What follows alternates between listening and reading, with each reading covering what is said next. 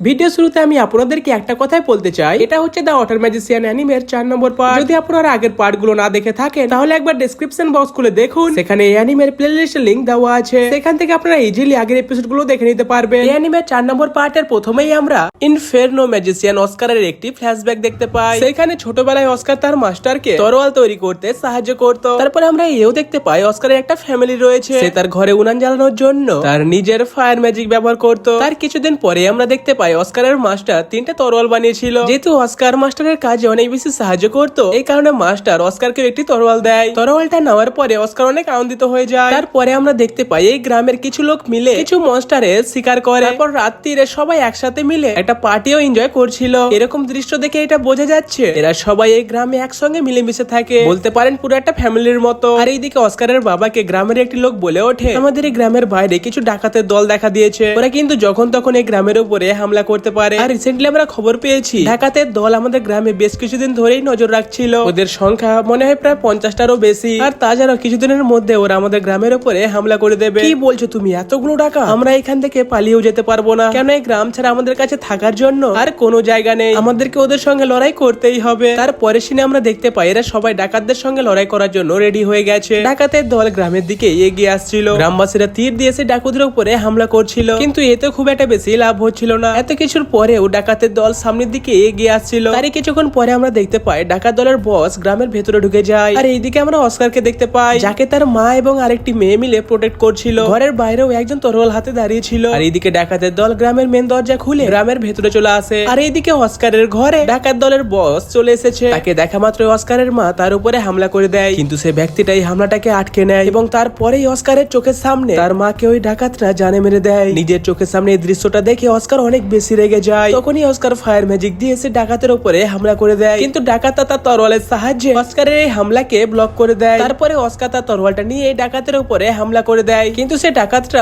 অস্কারকে একটি লাথি মেরে তাকে দূরে ছুড়ে দেয়। ডাকাতটা এখানে অস্কারকেও জানে মারতে চাইছিল, তখনই সেখানে অস্কারের বাবা এসে সে ডাকাতটাকে ঠেলে সরিয়ে দেয়। আর নিচে তার স্ত্রীকে মৃত অবস্থায় দেখে অস্কারের বাবা অনেক রেগে যায়। তারপরে অস্কারের বাবা ডাকাতের উপরে হামলা করে দেয়, কিন্তু ডাকাতটা তার হামলাকে ডজ করে বাইরে চলে যায়। আর যখনই অস্কারের বাবা বাইরে যেতে লাগে তখনই সেখানে আরো কিছু ডাকাত তীর দিয়ে অস্কারের বাবার উপরে হামলা করে দেয়। তারপরে সে ডাকাতটা তার তরোয়াল অস্কারের বাবার বুকের মধ্যে ঢুকিয়ে দেয়। নিজের চোখের সামনে এত কিছু দেখে অস্কার অনেক বেশি ঘাবড়ে গিয়েছিল, তার মাথা কোনো কাজই করছিল না। তখনই সেখানে একটি ডাকাত এসে তার বসকে বলে উঠলো, আমাদেরকে এখান থেকে এক্ষুনি চলে যেতে হবে, কেননা রক্তের গন্ধ পেয়ে অনেকগুলো নেকড়ে মনস্টার এই গ্রামের দিকেই আসছে। তারপরে এরা দুজন সেখান থেকে বেরিয়ে যায়। তারপরে আমরা দেখতে পাই অনেকগুলো নেকড়ে মনস্টার গ্রামের মধ্যে ঢুকে যায়। আর এদিকে অস্কারের কাছে তার মাস্টার চলে আসে। এখানকার অবস্থা দেখার পরে সে অনেক বেশি অবাক হয়ে যায়। তারপরে এই মাস্টার অস্কারের কাছে গিয়ে তাকে বলে ওঠে, আমাদের গ্রামের মধ্যে অনেকগুলো নেকড়ে বাঘ ঢুকে আসছে, এই কারণে আমাদের এক্ষুনি এখান থেকে যেতে হবে। অস্কার বলে ওঠে, আমার মা বাবা আর বেঁচে নেই, তাই আমি আর বাঁচতে চাই না। মাস্টার বলে ওঠে, তোমাকে বেঁচে থাকতেই হবে, আমি বেঁচে থেকে আর করবোটা কি, কেননা তোমার মা বাবা সবসময় এটাই চাইতো। তারপরে আমরা দেখতে পাই নেকড়ে মনস্টার গুলো এইখানেও চলে এসেছে। তাদেরকে এইদিকে আসতে দেখে মাস্টার অস্কারকে বলে ওঠে, তোমাকে এক্ষুনি ছুটে নদীর দিকে যেতে হবে, সেই দিকে গেলে তুমি তোমার জীবন বাঁচাতে পারবে, কেননা নেকড়ে মনস্টাররা ওয়াটারকে মোটেও পছন্দ করে না। তারপরে আমরা দেখতে পাই অস্কার নদীর দিকে দৌড়াতে লাগে। এদিকে মাস্টার সেই নেকড়ে মনস্টার গুলোকে আটকানোর চেষ্টা করছিল, কিন্তু দুটো নেকড়ে অস্কারের পেছনে ছুটছিল।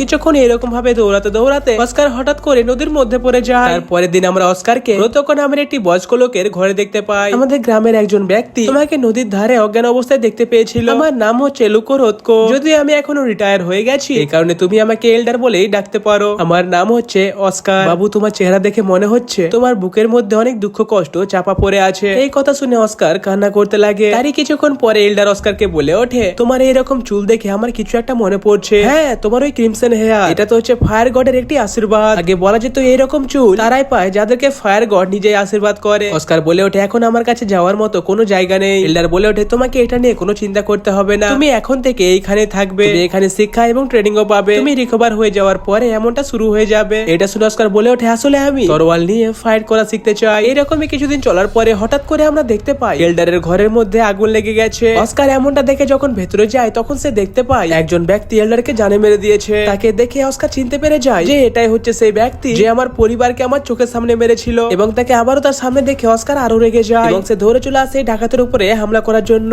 অস্কার দ্রুত গতিতে গিয়ে সেখানে একটি স্ল্যাশ মেরে দেয়, যার কারণে ডাকাতের গাল একটু কেটে যায়। এমনটা দেখে ডাকাত অনেক বেশি রেগে যায়। অস্কারকে ধরে তার পেটের মধ্যে সে তরোয়ালটা ভরে দেয়। এমনটা করার পরে সেই ব্যক্তিটা সেখান থেকে চলে যায়, কিন্তু অস্কার অস্কার এদের চেহারাটা পুরোপুরি ভাবে তার মনের মধ্যে এঁকে রেখেছে। আর এখন বর্তমানে আমরা দেখতে পাই কাসলের উপরে হামলা হয়ে গিয়েছে। এমনটা দেখে সেখানকার সমস্ত লোকেরা ভয় পেয়ে এইদিকে ওইদিকে পালাতে লাগে। রাজকুমারী ফিওনা এটা বুঝে উঠতে পারছিল না যে এই হামলাটা কারা করেছে। তখনই রাজকুমারীর নজর তার ভাই কনরাডের উপরে পড়ে, যে কিনা ঘায়ল অবস্থায় পড়েছিল। এমনটা দেখে রাজকুমারী বেশি দেরি না করে তার কাছে চলে আসে। সেখানে আসার পরে রাজকুমারী একটা ব্যারিয়ার বানিয়ে দেয়। তারপরে রাজকুমারী ফিওনা কনরাডকে হিল করতে লাগে। তারপরে রাজকুমারী ফিওনা কনরাডকে কোনো একটা সুরক্ষিত জায়গায় নিয়ে যেতে চাইছিল। এখানে চারিদিক দিয়ে হামলা হচ্ছিল। তখনই ফিওনার নজর একটি সুরক্ষিত জায়গার মধ্যে যায়। দাদা তুমি কি ওইখানে অব্দি হেঁটে যেতে পারবে? হ্যাঁ আমার মনে হচ্ছে আমি সেখানে যেতে পারবো। যারা এই জায়গাটার উপরে হামলা করেছে তারা কাসলের ভেতরে অনেকগুলো লোককে জানে মেরে দিচ্ছিল। আর এইদিকে দুজন এখন সেই সুরক্ষিত জায়গার মধ্যে চলে এসেছে। কনরাড বলে ওঠে মাইনোরার মধ্যে এখন শুধুমাত্র দস্যুরাই রয়েছে, ওরা প্রবিবেলের সমস্ত জিনিসকে লক করে রেখেছে। আচ্ছা ফিওনা তোমার নাচগুলো তো টাউনের মধ্যে রয়েছে তাই না? হ্যাঁ ওরা এখন টাউনের মধ্যেই আছে। তুমি কি এই সময় তাদের সঙ্গে কন্ট্যাক্ট করতে পারবে না? হ্যাঁ আমি এমনটা করতে পারবো, কিন্তু আমি যদি এখন এমনটা করি তাহলে আমাদের লোকেশনটা শত্রুদের সামনে রিভিল হয়ে যাবে। এসব দেখে মনে হচ্ছে আমাদের কাছে আর কোনো রাস্তাই নেই। তখনই ফিওনা তার ম্যাজিকের সাহায্যে আকাশের মধ্যে একটি ফ্লেয়ার থ্রো করে দেয়। অস্কাররা এখন মার্কেটের মধ্যে ছিল। তারা আকাশের মধ্যে ফ্লেয়ারটাকে দেখে বুঝে যায় যেটা প্রিন্সেস ফিওনার কোনো এমার্জেন্সি সিগন্যাল। এই কারণে তারা বেশি দেরি না করে সেই দিকে দৌড়াতে লাগে। এদিকে আমাদের রিও টাউনের মধ্যেই ছিল। এই ফ্লেয়ারটাকে দেখার পর রিও এটা ভাবছিল নিশ্চয় কেউ এখন ওখানে আতশবাজি করছে। আমার এই ফ্ল্যাশ সিগন্যালটাকে দেখে কেউ আসুক চাই না আসুক, কিন্তু আমার এতে পুরো বিশ্বাস আছে যে মাস্টার অস্কার এখানে নিশ্চয়ই আসবে। হ্যাঁ যদি এমনটা হয় তাহলে আমরা অনেক বেশি নিশ্চিন্ত হব। তখনই আমরা দেখতে পাই দস্যুর দল এদেরকে দেখে নিয়েছে। মেন গেটের মধ্যে কিছু দস্যুকে অস্কার মেরে দেয়। আর বেশি দেরি না করে গার্ডিয়ান টিমের দিকে এগিয়ে যায়। আর এইদিকে কনরাডও তারা আত্মাজিক ব্যবহার করে সেখানকার কিছু দস্যুকে জানে মেরে দেয়। তারপরে প্রিন্সেস ফিওনা তার ম্যাজিক দিয়ে এই দস্যুটার উপরে হামলা করে দেয়। কিন্তু দস্যুটা অতি সহজে ফিওনার হামলাগুলোকে ডজ করতে করতে এগিয়ে আসছিল। তখনই প্রিন্সেস ফিওনা তার হামলাকে রিভার্সে টেনে নেয়। এমনটা করার পরেও সে দস্যুটাও মরে যায়। তারপরে এরা দুজন বুঝতে পারে আশেপাশে কেউ একজন নিশ্চয়ই অনেক শক্তিশালী একটা এনচার্টেশন করছে। এমনটা অনুভব করে কনরাড ফিওনাকে তার প্রোটেক্টিভ ব্যারিয়ার কাজ করতে বলে। আমরা দেখতে পাই আরেকটি দস্যু সেখানে বুলেট রেঞ্জ দিয়ে হামলা করে দিয়েছে। প্রিন্সেস ফিওনা সঠিক সময়ে সেই ব্যারিয়ারটা বানিয়ে নিয়েছিল, এই কারণে তার এই বুলেট ফায়ার থেকে বেঁচে যায়। অনেক বেশি পরিমাণে মানা ব্যবহার করার জন্য প্রিন্সেস ফিওনা এখন অনেক বেশি ক্লান্ত হয়ে পড়েছে। এমনটা দেখে সে ব্যক্তিটা আবারও ইন্টারটেশন করতে লাগে। আর এদিকে কাসলের এইরকম অবস্থা দেখে এরা তিনজন অনেক বেশি অবাক হয়ে যায়। প্রিন্সেস ফিওনা কি তাহলে এর নিচে দাবা পড়ে গেছে? চুপ করো তোমরা, প্রিন্সেস ফিওনা কোনো নরমাল মানুষ নয়, ও এত সহজেই মরতে পারে না। এমনটা হতে পারে যে তাদেরকে শুধুমাত্র কিছু আঘাত লেগেছে, এই কারণে তোমরা তাড়াতাড়ি তাদেরকে খুঁজে বের করো। এই ইন্টারটেশনটা শুনে আমার মনে হচ্ছে যে সে এখন নিশ্চয়ই ফায়ার এলিমেন্ট এবং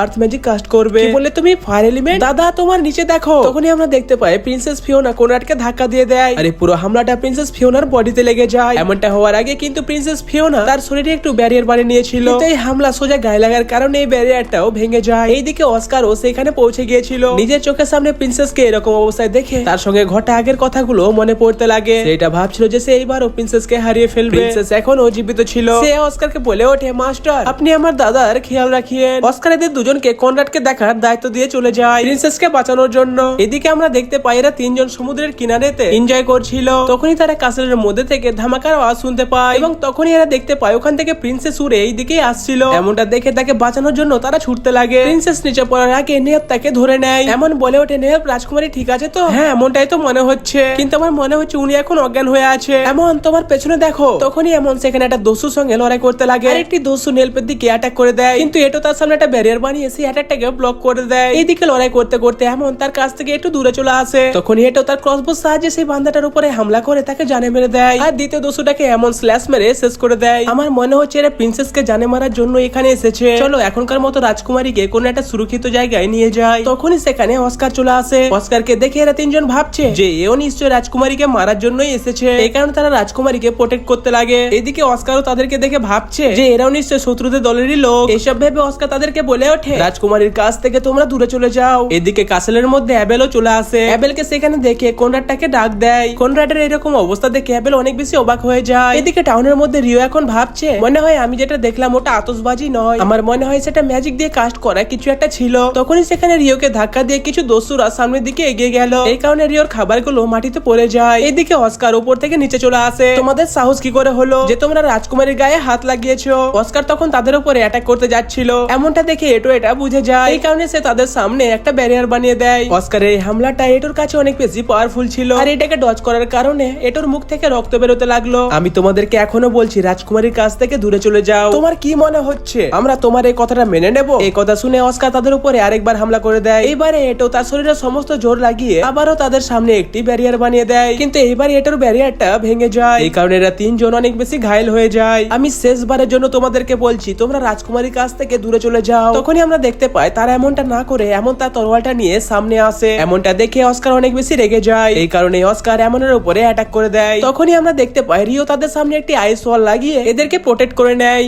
আরে এটা কি ছিল? রিও তুমি এখানে কি করছো? তাদের বন্ধুর এরকম অবস্থা দেখে রিও অনেক বেশি রেগে যায়। তুমি আমার বন্ধুদের সঙ্গে এমনটা করার সাহস কি করে পেলে? চুপ করো আর তুমি ওই রাজকুমারীর কাছ থেকে দূরে চলে যাও। এই কথা বলে অস্কার আবারও অ্যাটাক করে, কিন্তু রিও তার এই হামলাটাকে ডিস্ট্রয় করে দেয়। তুমি আবারও এমনটা করলে, ঠিক আছে তাহলে সবার প্রথমে আমি তোমাকে আগে জানে মারবো। তারপরে অস্কার তার ফায়ার ম্যাজিক দিয়ে রিওর উপরে হামলা করে দেয়। এমনটা দেখে রিও তার সামনে 10 লেয়ার আইস ওয়াল কাস্ট করে দেয়। এই কারণে অস্কারের হামলাটা ডিস্ট্রয় হয়ে যায়। তারপরে অস্কার আবারও রিওর উপরে হামলা করে দেয়, কিন্তু এবারেও রিও তার হামলাটা ডিস্ট্রয় করে দিয়েছিল। এমনটা দেখে অস্কার অনেক বেশি রেগে যায়। কি হলো, তোমার মধ্যে কি এতটুকুই জোর ছিল? নাও এবারে আমার অ্যাটাক সামলাও। তারপরে রিও অনেকগুলো আইস লাশ দিয়ে অস্কারের উপরে হামলা করে দেয়, কিন্তু অস্কারও তার ফায়ার ম্যাজিক দিয়ে রিওর আইস লাশ গুলোকে ডিস্ট্রয় করে দেয়। এমনটা দেখে রিও তার উপরে আবারও হামলা করে দেয়। এমনটা দেখে অস্কার তার ফায়ার ম্যাজিক দিয়ে একটি টর্নাডো বানিয়ে রিওর আইস লাশ গুলোকে ডিস্ট্রয় করে দেয়, এবং তারই সঙ্গে অস্কার সেই টর্নাডোটাকে রিওর দিকে পাঠিয়ে দেয়। এরকম সিচুয়েশন দেখে এমন অনেক বেশি ঘাবড়ে যায়। আর এদিকে টর্নাডোর রেঞ্জ শেষ হওয়ার পরে আমরা দেখতে পাই রিও নিজেকে আইস দিয়ে ঢেকে দিয়েছিল। তখন রিও তার তরোয়ালটা বের করে অস্কারের উপরে হামলা করে দেয়। অস্কার এটাকে ডজ করে রিওর উপরে ফায়ারবল দিয়ে হামলা করে দেয়। সেটাকে ডজ করার পর রিও তরোয়াল নিয়ে অস্কারের দিকে এগিয়ে আসছিল।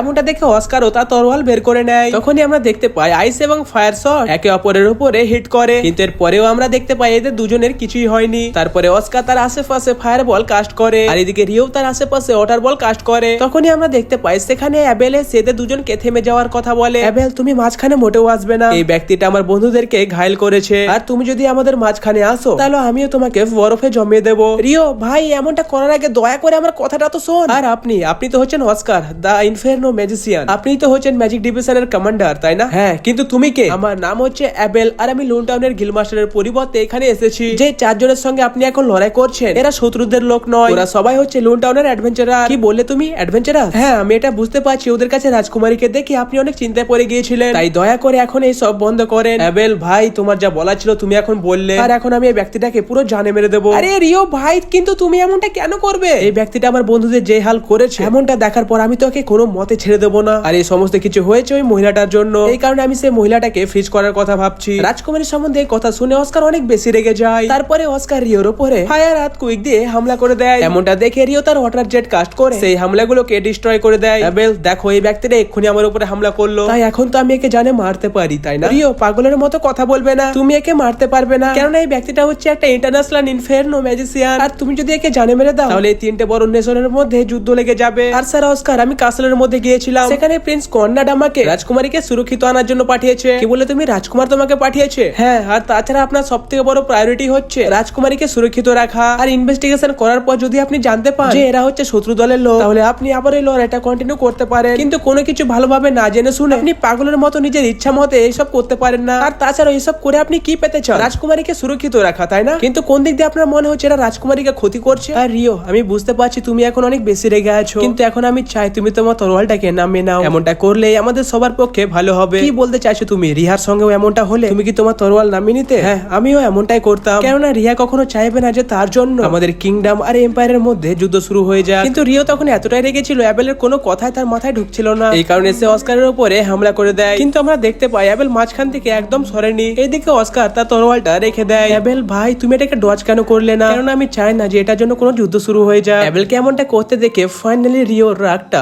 শান্ত হয়ে যায়। অ্যাবেল ভাই শুধুমাত্র তোমার জন্য আমি এই তরোয়ালটাকে পেছনে করছি, ঠিক আছে? তারপরে রিও সেখান থেকে একটু সাইডে আসে। তখনই রিওর মনে পড়ে যায় যে এরকমই সমুদ্রের কিনারে প্রথমবার আমার সঙ্গে অ্যাবেলের দেখা হয়েছিল। তারপরের দিন আমরা দেখতে পাই চারিপাশের মহল আস্তে আস্তে শান্ত হয়ে গিয়েছে। রিয়াও রাত্রি এদের সবাইকে হিল করে দিয়েছিল। তখনই এদের কাছে অ্যাবেল চলে আসে। সেখানে অ্যাবেল এসে রিওকে বলে ওঠে কালকে অস্কার এবং তোমাদের মধ্যে যে সমস্ত ভুল বোঝাবুঝি গুলো হয়েছিল সেটার জন্য অস্কার তোমাদের কাছ থেকে ক্ষমা চেয়েছে। আর তাছাড়াও এমন নেলফ এবং ইটো মিলে রাজকুমারীকে রক্ষা করেছিল, এই কারণে প্রিন্সেস ফিওনা তোমাদেরকে কিছু উপহার দিতে চায়। এটা শুনে এরা তিনজন অনেক বেশি আনন্দিত হয়ে যায়, যেহেতু এখন ফেস্টিভ্যাল শেষ হয়ে গেছে এই কারণে তারা এখন সবাই লুটাউনে ফিরে যাচ্ছে। আর এইদিকে আমরা লাইব্রেরির মধ্যে সেরাকে দেখতে পাই, সে এখনো রিওর অপেক্ষায় ছিল। রিওকে অনেকদিন না দেখে তার মুখটা পুরো উদাস হয়ে গিয়েছিল। এরকমই ঘুরতে ঘুরতে সেরা সে রেস্টুরেন্টে গিয়ে পৌঁছায়। আর সে রেস্টুরেন্টে এসে সেরা দেখতে পায় রিও তো ওখানে রাইস কারি খাচ্ছে। যাচ্ছে। রিওকে দেখা মাত্র এই উদাস ভরা চেহারাটা নিমেষের মধ্যে উজ্জ্বল হয়ে যায়। তারপরে সেরা রিওকে ফরবিডেন অ্যালকেমির মধ্যে নিয়ে আসে। সেরা রিওকে বলে ওঠে নরমালি বি র্যাঙ্কিং বা তার উপরের র্যাঙ্কের অ্যাডভেঞ্চাররা এখানে আসতে পারে, কিন্তু আমি তোমার জন্য স্পেশাল পারমিশন নিয়েছি। সেরা সেখান থেকে একটি বই বের করে রিওকে অ্যালকেমির ডিটেলস গুলো দেখায়। অ্যালকেমিক্যালের ডিটেলস গুলো দেখে রিও অনেক বেশি আনন্দিত হয়ে যায়। আরে এটা তো অসাধারণ, আরে এই জন্য তো আমি তোমাকে এটা দেখার জন্য অনেক দিন ধরে অপেক্ষা করছিলাম। সেরা আমাকে ক্ষমা করে দিও, আসলে আমি এটা সম্বন্ধে ভুলে গিয়েছিলাম যে তুমি আমার জন্য অপেক্ষা করবে। আরে তুমি আর সেটা নিয়ে চিন্তা করো না। তারপরে আমরা দেখতে পাই রিও একটি পেপারের মধ্যে সমস্ত ডিটেলস গুলো লিখে নেয়। আচ্ছা সেরা, আমি এটা অনেকবার নোটিস করেছি যে তুমি বেশিরভাগ সময় এই লাইব্রেরির মধ্যে কাটাও, তাহলে এখানে প্রতিনিয়ত আসার জন্য তো তোমাকে অনেক বেশি টাকাও দিতে হয়। আরে না না রিও, এমন কোনো ব্যাপার নয়, তুমি তো জানো আমি লর্ডের জন্য কাজ করি, এই কারণে আমার এন্ট্রি ফিজের ব্যাপারটা লর্ড নিজে দেখে নেয়। কি বলছো সেরা? এটা শুনে তো তোমার প্রতি আমার প্রচুর হিংসা হচ্ছে।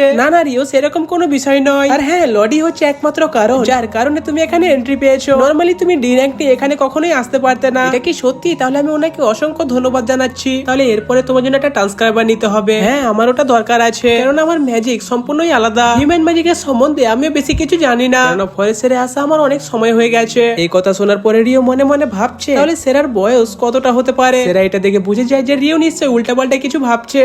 তারপরে সেরা রিওকে বলে ওঠে আমার বয়স প্রায় 200 বছর মতো হবে। কি বলছো তুমি সেরা? তবুও তো তোমাকে দেখতে এত বেশি সুন্দর এবং ইয়ং লাগছে। এই কথা শুনে সেরার গাল পুরো লাল হয়ে যায়। তারপরে আমরা দেখতে পাই এরা দুজন ট্রান্সক্রাইবার নেওয়ার জন্য চলে আসে। তখনই সেখানে ভেতর থেকে অ্যাবেল বেরিয়ে আসে। অ্যাবেল তাদের দুজনকে একসঙ্গে দেখে বলে ওঠে তোমরা দুজনে এখানে কি করছো? ছাড়ো এসব কথা, পরে একবার শুনবো, এখন আমার অনেক কাজ রয়েছে। আচ্ছা অ্যাবেল, একটা কথা শুনে যাও, তোমার সঙ্গে কিন্তু আমি একটু পরে দেখা করব। আচ্ছা ঠিক আছে ভাই, আমি সেটার অপেক্ষায় থাকবো। সেদিনই সন্ধ্যাবেলা আমরা রিও এবং অ্যাবেলকে একসঙ্গে দেখতে পাই। রিও, তোমার কাছ থেকে আমার একটা সাহায্য দরকার। আসলে এটো নেলফ এবং এমন গিল্ডের গেস্ট হাউস ছেড়ে অন্য কোথাও শিফট হচ্ছে, তুমি কি তাহলে ওদের সঙ্গে যাচ্ছ না? আরে না মানে, তুমি তো এটা জানো আসলে আমি ম্যাজিক এবং অ্যালকেমি নিয়ে অনেক কিছু এক্সপেরিমেন্ট করতে চাই, এই কারণে আমার একটা বড় ঘরের দরকার হবে। আর আমি আশা করছি এরকম ঘর খুঁজে দিতে তুমি আমাকে সাহায্য করবে। আচ্ছা এই ব্যাপার, আরে চিন্তা করো না, আমি তোমাকে নিশ্চয়ই এতে সাহায্য করব। আমি ভিমন মাস্টারের কাছ থেকে পাওয়া সমস্ত ম্যাজিক স্টোন বিক্রি করে দিয়েছি, কারণ আমার কাছে এখন টাকার কোনো অভাব নেই। তারপরে আমরা এদের দুজনকে একটি ব্রোকারের সঙ্গে কথা বলতে দেখতে পাই। দাদা আপনি ভালোভাবে শুনুন, রিওর এমন একটা ঘর দরকার যেটার প্রত্যেকটি রুম গুলো একটুখানি বড় হবে। টাকা পয়সা নিয়ে আপনাকে কোনো চিন্তা করতে হবে না।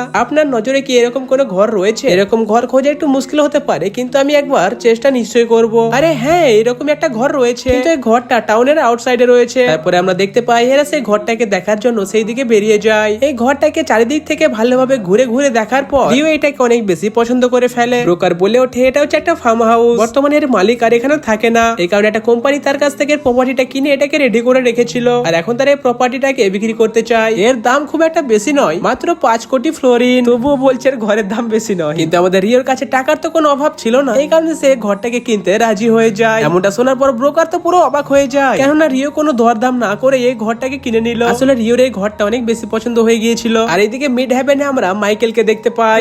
রিওর মুখোমুখি তাহলে ইনফেরনো ম্যাজিশিয়ানের সঙ্গে হয়েই গেল। যদিও এটা খুব একটা বড় ম্যাটার ছিল না, কিন্তু ভবিষ্যতে এই ম্যাটারটা অনেক দূর পর্যন্ত ছড়াতে চলেছে। রিওর লাকের সম্বন্ধে আমি খুব একটা কিছু বুঝতে পারছি না, কেননা যতগুলো লোক রিইনকার্নেট হয় তারা কখনো রিওর মতো অবস্থায় পড়ে না। রিও যেমন একাই এবং সুন্দর জীবন কাটানোর সিদ্ধান্তটা নিয়েছিল, আমার আর মনে হচ্ছে না সেটা পরিপূর্ণ হবে। কিন্তু রিও, আমি এটা আশা করছি যে তুমি সমস্ত মুশকিলকে অতি সহজে অতিক্রম করতে পারবে। তো গাইস, এর সঙ্গে অ্যানিমে সিজন 1 এখানেই শেষ হয়। বাকি আশা করবো যাতে সিজন 2 খুব তাড়াতাড়ি রিলিজ হয়ে যায়। এমনটা হলে তো আমি এখানে বসে আছি এক্সপ্লেন করার জন্য। বাকি লটস অফ লাভ গাইস, দেখা হচ্ছে পরে কোনো একটা ভিডিওতে, ততক্ষণের জন্য বাই।